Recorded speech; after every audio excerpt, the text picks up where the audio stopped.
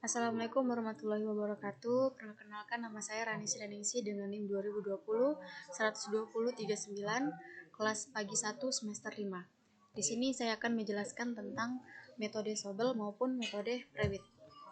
Metode Sobel merupakan metode yang menggunakan dua buah kernel yang berukuran 3x3 piksel untuk penghitungan gradien sehingga perkiraan gradien berada tepat di tengah jalan. Kemudian saya akan menjelaskan tentang metode Prewitt. Metode Prewitt merupakan pengembangan metode Robert dengan menggunakan filter HPF atau High Pass Filter yang diberi satu angka 0 penyangga. Metode ini mengambil prinsip dari fungsi Laplacian yang dikenal sebagai fungsi untuk membangkitkan HPF atau High Pass Filter. Pada bagian codingan ini, pada bagian Sobel, saya akan menjelaskan tentang codingan mengenai Sobel. Di bagian Sobel ini ada tentang aplikasi operator Sobel pada citra IMG untuk menghitung gradien dalam sumbu X dengan menggunakan parameter 1,0 yang hasilnya disimpan dalam variabel Sobel X.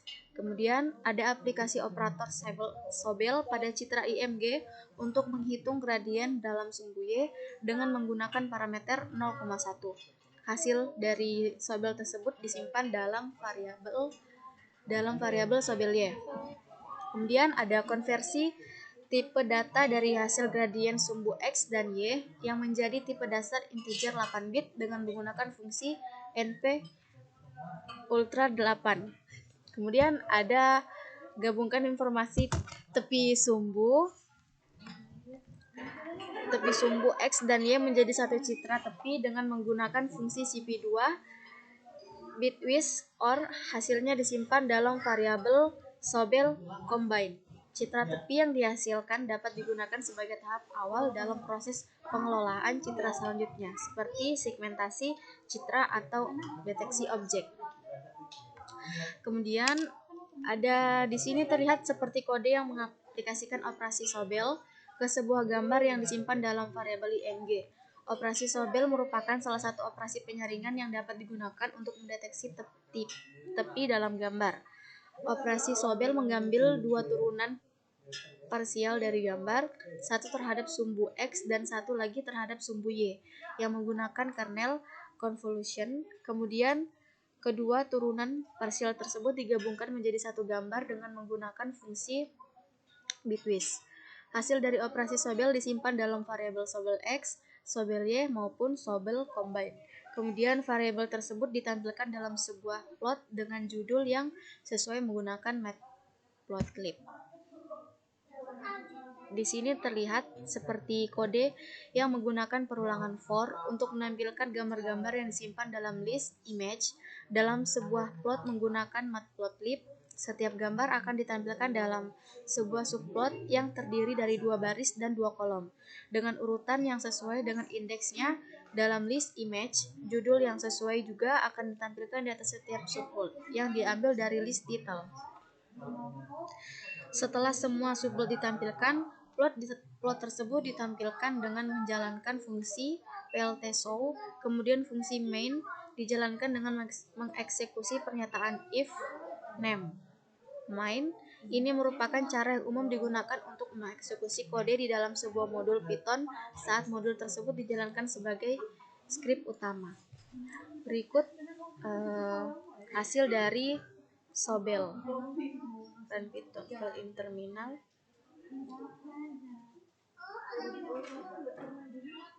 Ada image, Sobel X, Sobel Y maupun Sobel combine, yang dimana image ini berwarna abu-abu dan semakin ke Sobel X, Sobel Y dan Sobel combine, warna dari awalan image ini akan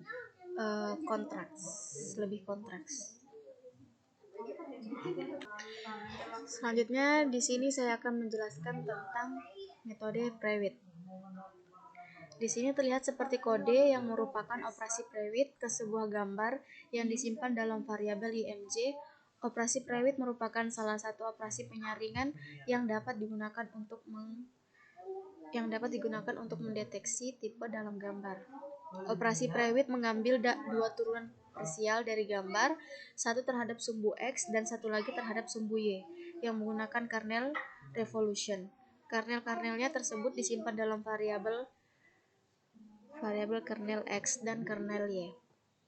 Kemudian, kedua turunan pada variabel dihitung dengan menggunakan fungsi filter dan hasilnya disimpan dalam variabel private X dan private Y.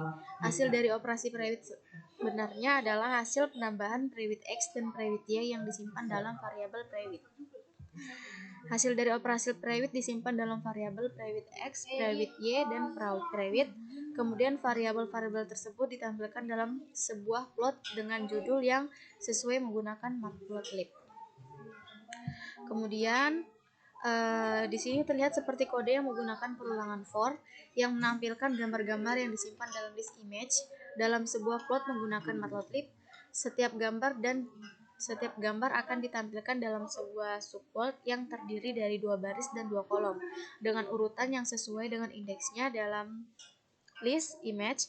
Judul yang sesuai juga akan ditampilkan di atas setiap subplot yang diambil dari list titles.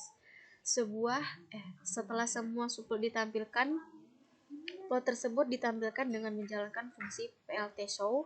Kemudian fungsi main dijalankan dengan mengeksekusi pernyataan if. Kode tersebut merupakan cara yang umum digunakan untuk mengeksekusi kode di dalam sebuah modul Python saat modul tersebut dijalankan sebagai skrip utama. Berikut adalah hasil dari metode private.